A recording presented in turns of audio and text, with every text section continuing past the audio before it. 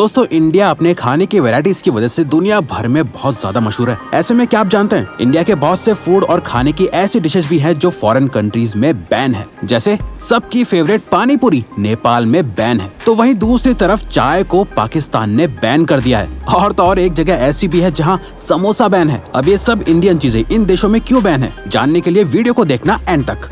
Number 7, पानी पूरी गोलगप्पे। पानी पूरी, गोलगप्पे या फिर पुचके कह लीजिए, इस दुनिया में शायद ही ऐसा कोई होगा जिसको पानी पूरी पसंद ना हो। लेकिन क्या आपको पता है एक ऐसा देश भी है जहां पानी पूरी पूरी तरह से बैन है। जी हाँ दोस्तों, नेपाल में पानी पूरी बेचना बैन है। क्या आप जानते हैं ऐसा क्यों किया गया है? चलिए हम आपको बताते हैं। असल में दोस्तों नेपाल में पानी पूरी के अंदर कोलेरा बैक्टीरिया पाया गया था, जिसकी वजह से 12 लोग बीमार हो गए थे। वैसे पानी पूरी बैन सिर्फ 12 लोगों की वजह से बैन नहीं किया गया है। असल में नेपाल में कोलेरा एपिडेमिक आज से नहीं बल्कि 1823 से चलता आ रहा है, जो कुछ सालों के अंतराल पर बहुत ज्यादा बढ़ता जाता है। जैसे 1823 के बाद 1831 में इसकी दूसरी लहर आई, फिर 1853, 1856, 1862 और 1887। आपको जानकर हैरानी होगी कि 2009 में इस कोलेरा एपिडेमिक से नेपाल में 30,000 से भी ज्यादा लोग ग्रस्त हो गए थे और लगभग 500 लोगों की मौत भी हो गई थी। इसी आंकड़े को देखते हुए नेपाल की सरकार ने किसी भी तरह की अनसर्टेनिटी को रोकने के लिए गोलगप्पे बैन कर दिए हैं। लेकिन आपको बता दें, इस तरह का कोई भी केस इंडिया या बाकी किसी जगह नहीं देखा गया है।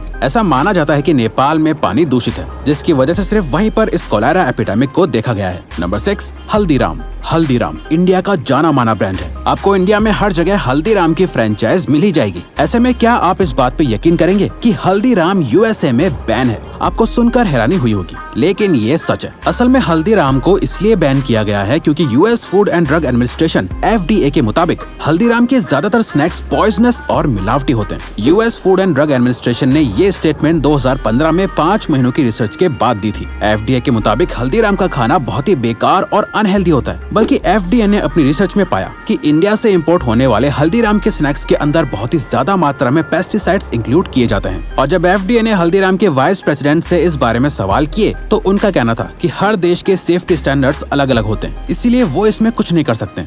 2015 से आज तक अमेरिका में हल्दीराम के स्नैक्स बैंड है। खैर ये तो बात थी अमेरिका की, लेकिन इंडिया में तो आज भी हल्दीराम के फूड और स्नैक्स को लोग मजे से खाते हैं। Number 6, cannabis. भांग। इंडिया में भांग का रिश्ता त्योहारों, लोगों की खुशियों और हर तरह के फंक्शन से जुड़ा हुआ है। पर जो भी हो, आखिर में भांग होती तो एक तरह का नशा ही है। इसलिए क्या आप जानते हैं भांग एक नहीं बल्कि बहुत सी कंट्रीज में बैन है, जिसमें Pakistan, Brazil, Australia, China, France, Japan, Nepal, Russia और यूएसए भी शामिल है। अब आप सोच रहे होंगे कि इतनी सारी कंट्रीज में बैन होने के बावजूद भी इंडिया में इसे बैन क्यों नहीं किया गया है? असल में दोस्तों इसकी 2 वजह है। पहली, इंडिया में भांग का रिश्ता कहीं न कहीं रिलीजन से जुड़ा हुआ है, इसीलिए लोग इसे अक्सर प्रसाद मानकर पी लेते हैं। दूसरी, narcotic drugs and psychotropic substances act यानी NDPS एक्ट 1985 के मुताबिक कैनबिस यानी भांग के फूल और पत्ते को खाना या पीना इलीगल है और इंडिया में पी जाने वाली भांग में कैनबिस के फूल या पत्तों का इस्तेमाल नहीं किया जाता है। वहीं दूसरी कंट्रीज में भांग को इसके दुष्प्रभावों की वजह से बैन किया गया है। असल में भांग के कंजम्पशन से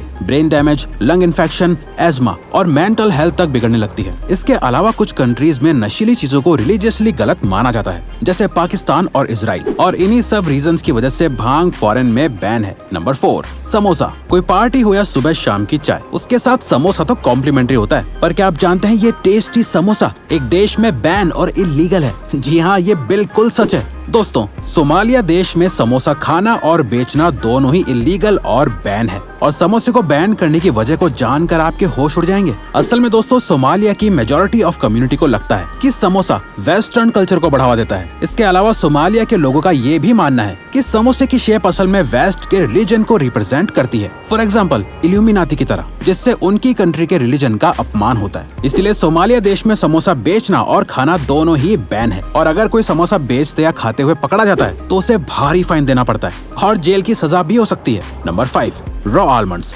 कच्चा बादाम। बादाम मेमोरी को स्ट्रॉन्ग बनाने के लिए बहुत हेल्पफुल माना जाता है। इंडिया के ज्यादातर घरों में बादाम तो होता ही है। अब ऐसे में क्या आप सोच सकते हैं कि ये ड्राई फ्रूट किसी देश में बैन भी हो सकता है? आपको जानकर हैरानी होगी कि अमेरिका में कच्चा बादाम बैन है, और ये बैन हाल ही में नहीं लगाया गया है, बल्कि ये बैन 1 सितंबर 2007 से लगा हुआ है। असल में United states department of agriculture USDA द्वारा 2004 में की गई एक रिसर्च से पता चला कि कच्चे बादाम के अंदर सैल्मोनेला बैक्टीरिया होता है, जिससे बुखार, डायरिया, गैस्ट्रोएंटेरिटिस, सेप्सिस और इंटेस्टाइन में इन्फेक्शन जैसी बीमारियां हो सकती हैं। जब इस बारे में बादाम की खेती करने वाले फार्मर्स को पता चला तो उन्हें लगा कि कहीं ये बात सुनकर लोग बादाम खाना ही ना छोड़ दें। इसलिए बादाम के फार्मर्स ने ये खबर लोगों में फैलने से पहले ही सरकार से कच्चे बादाम को बैन करने की अपील करी और सिर्फ रोस्टेड बादाम की सेल को रेगुलेट करवाने की रिक्वेस्ट करी। अब आप सोच रहे होंगे कि कच्चे और रोस्टेड बादाम में क्या ही फर्क है, दोनों आखिर बादाम ही तो होते हैं। असल में दोस्तों, जब किसी चीज को बहुत ज्यादा हीट किया जाता है तो उसके अंदर के बैक्टीरिया मर जाते हैं। जैसे लोग पानी को प्योर करने के लिए उसे उबाल कर पीते हैं, लेकिन कच्चे बादाम बैन करने से और रोस्टेड बादाम को रेगुलेट करने से और भी ज्यादा परेशानी बढ़ गई है। क्योंकि दोस्तों, बादाम को रोस्ट करने के लिए जिस गैस का इस्तेमाल किया जाता है उसका नाम प्रोपिलीन ऑक्साइड गैस है, जो एक बहुत जहरीली गैस मानी जाती है। प्रोपिलीन ऑक्साइड गैस को कनाडा और यूरोपियन यूनियन में बैन किया गया है। अब आप समझ गए होंगे कि हीटेड आलमंड से भी लोगों की सेहत पर बुरा असर पड़ रहा है। नंबर 3, टी यानी चाय।